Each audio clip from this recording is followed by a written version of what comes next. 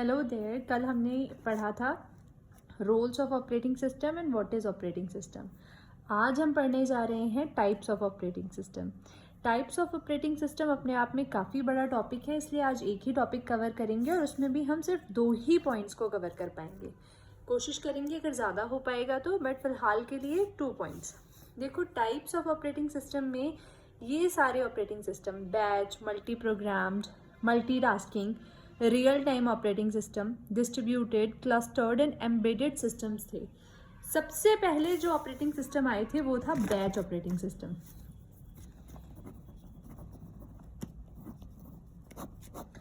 Batch operating system 1960s के time पे आया था, हैवी कंप्यूटेशन को करने के लिए।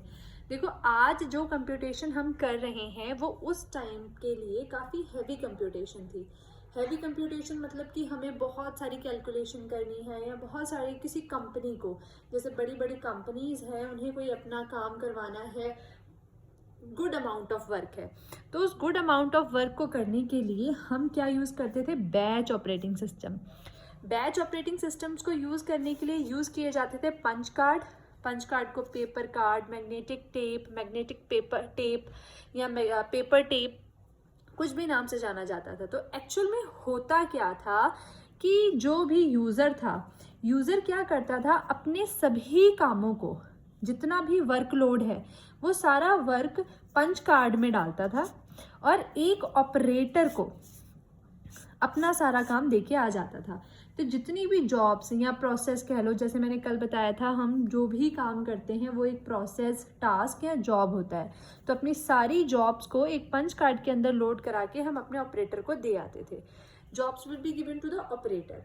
अभी हम क्या करते हैं, हम किसी ऑपरेटर को काम नहीं देते, हम GUI इंटरफेस को यूज़ करके अपनी जॉब्स को एग्जीक्यूट करना शुरू कर देते हैं। तो यहाँ पे जितनी भी नंबर ऑफ जॉब्स एग्जीक्यूट होनी है पंच कार्ड के अंदर लोड करेंगे और ऑपरेटर को दे के आएंगे। अब ऑपरेटर क्या करेगा, सिमिलर काइंड ऑफ जॉब्स को, जो जॉब्स सिमिलर हैं एक दूसरे के, उनको कन्वर्ट करेगा बैचेस में। ठीक है, जितनी भी जॉब्स होंगी उनके जितने भी सिमिलर काम करने होंगे जहाँ पे, उनको हम बैचेस में कन्वर्ट करेंगे और बैच वाइज इन सभी जॉब्स को एग्जीक्यूट किया जाएगा। ठीक है, ये तो था simple basic working of batch operating system. अब देखो, एक जॉब है, कंप्यूटर के अंदर जो टास्क है या प्रोसेस है या एक जॉब है, तो वो एग्जीक्यूट होते टाइम क्या होगा, उसे या तो CPU चाहिए होगा प्रोसेसिंग करने के लिए, या कोई इनपुट डिवाइस चाहिए होगा, या कोई आउटपुट डिवाइस चाहिए होगा। ये तीनों चीज़ें तो चाहिए एक जॉब को एग्जीक्यूट होने के लिए। तो इस सिचुएशन में होता क्या है, देखो ये बेसिक सी चीज़ है जो हमें समझनी है कि कोई जॉब हमारे पास आई, ऑपरेटर ने बैच बना लिए, अब बैच नंबर 1 एग्जीक्यूट होना शुरू हो गया। ये नॉन प्रिमिटिव टाइप की होती थी। नॉन प्रिमिटिव टाइप का मतलब होता है कि CPU जॉब को खुद नहीं छोड़ सकता जब तक जॉब खुद उसे छोड़ के नहीं चले जाती, और जब तक जॉब फुल्ली एग्जीक्यूट नहीं हो जाती CPU जॉब को नहीं छोड़ेगा।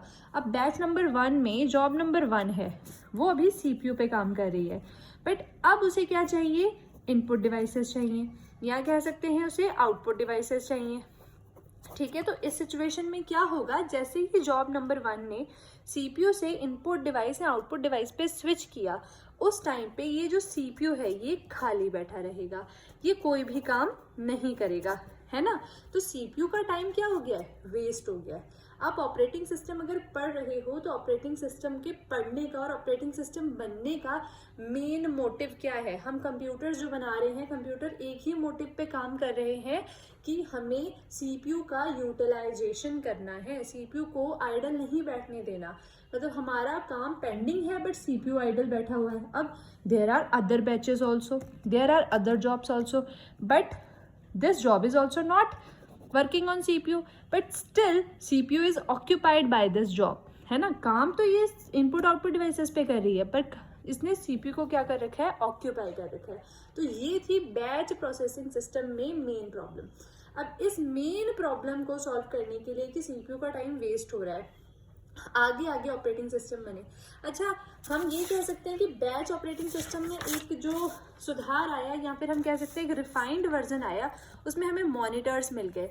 मॉनिटर्स का मतलब क्या था कि अब हम किसी ऑपरेटर को अपनी जॉब्स यहाँ नहीं दे रहे हैं, जाके हम डायरेक्ट मॉनिटर्स को यूज़ कर रहे हैं अपनी जॉब्स को एग्जीक्यूट कराने के लिए। तो एक जो ऑपरेटर का रोल था वो ख़त्म हुआ, but still the CPU idle time, जो CPU का आइडल टाइम था वो वही का वही था, और वो वही उसी तरीके से बढ़ रहा था। ठीक है, बैच ऑपरेटिंग सिस्टम में इससे ज़्यादा कुछ नहीं आएगा। अगर आप एक एग्जांपल देना चाहते हैं तो ये एग्जांपल आप दे सकते हैं, otherwise this is enough. Okay, now second topic is multi programmed operating system. What happens in multi programme operating system? Multi programme, the simple meaning is this, that multiple programs will be executed. अच्छा देखिए, सबसे पहले हमें ये समझना है कि operating system काम कैसे करता है। मल्टी प्रोग्राम को समझने के लिए कैसे काम करता है, जॉब्स हैं, ठीक है, जितनी भी प्रोसेसेस हैं वो आइडली पहले कहाँ बैठी होती हैं, हार्ड डिस्क के अंदर, है ना। सारी प्रोसेस कहाँ आ जाती हैं, हार्ड डिस्क के अंदर। जैसे ही हमें प्रोसेस को एग्जीक्यूट करना होता है वो कहाँ आ जाती हैं, रैम के अंदर। रैम के बाद वो कहाँ चले जाती हैं, प्रोसेसर के पास, मतलब जो CPU जिसने उसे एग्जीक्यूट करवाना है, राइट। तो ये एक प्रोसेस चलता है। अब ये जो रैम है ये मल्टीपल प्रोसेसेस को अपने पास रखेगी और ये भेजेगी डिसाइड करके कि किस प्रोसेस को CPU अभी एग्जीक्यूट करेगा।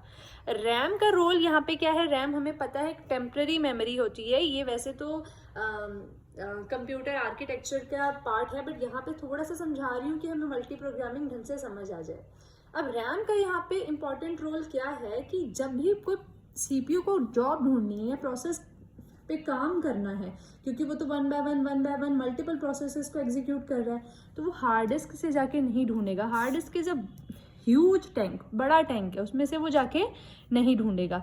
तो वो क्या करेगा कि जितनी भी प्रोसेस एग्जीक्यूट होनी है रैम के अंदर आएंगी और इन रैम से उठा के हम अपनी प्रोसेसेस को एग्जीक्यूट कराना शुरू करेंगे।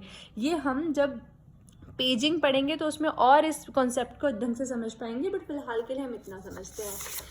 अब अच्छा, रैम का अच्छा एग्जाम्पल क्या है, जब हम सेल फोन को यूज़ करते हैं तो आपने देखा होगा कि आप जो रनिंग पे ऐप्स हैं उन्हें हटाते हो, है ना। तो वो जो रनिंग पे ऐप हट रहे होते हैं वो रैम के अंदर ऐप होते हैं। जैसे जैसे रैम आपकी ज़्यादा बढ़ जाती है फ़ोन हैंग होना शुरू हो जाता है।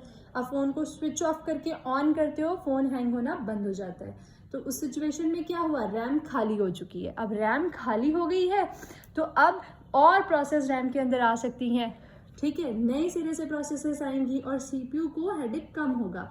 जितना ज़्यादा रैम बड़ी होती है उतने फ़ोन जो हमारे होते हैं वो कम हैंग करते हैं, गेमिंग वगैरह के लिए अच्छे से चलते हैं। क्यों? क्योंकि जो रैम है वो एक क्रूशल रोल प्ले कर रही है। वो जितनी भी एग्जीक्यूट होने वाली प्रोसेसेस हैं वो रैम के अंदर रहती हैं, और जैसे ही प्रोसेस कम्प्लीटली एग्जीक्यूट हो जाती है वो रैम को छोड़ के वहाँ से बाहर चल जाती है, ठीक है।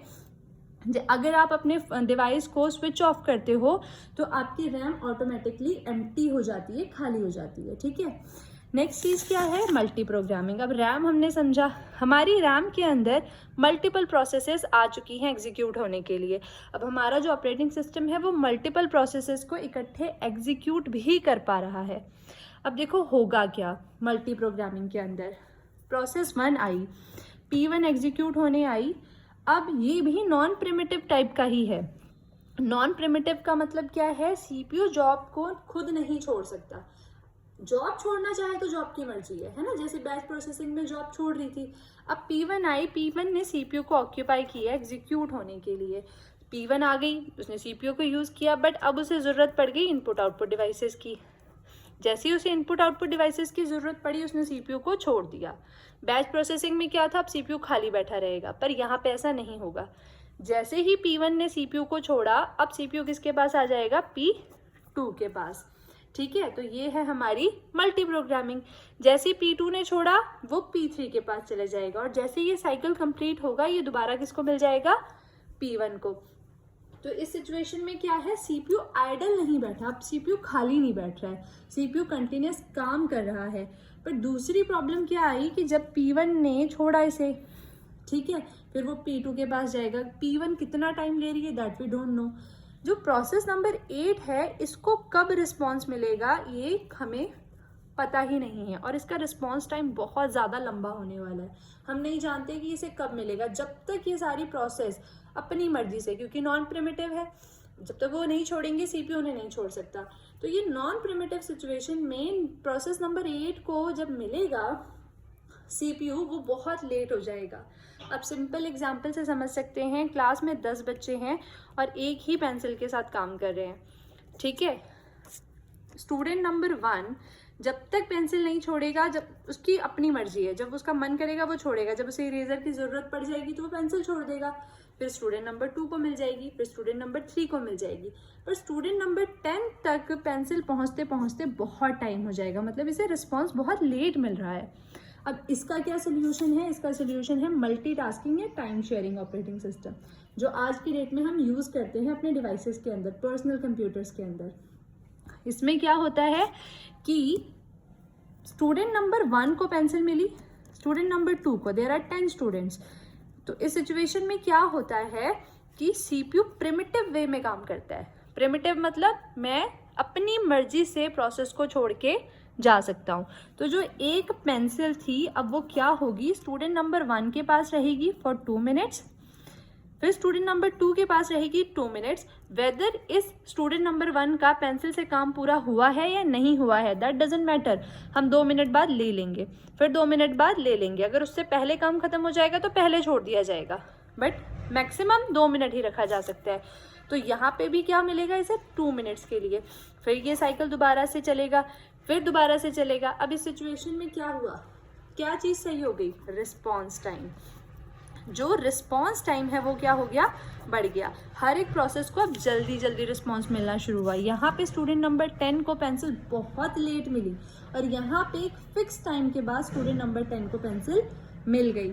सेम चीज़ क्या होती है प्रोसेस नंबर 1 या फिर प्रोसेस नंबर 2, प्रोसेस नंबर 3 में क्या होता है, टाइम फिक्स होता है कि इस फिक्स टाइम के बाद हम आपसे सीपीयू ले लेंगे।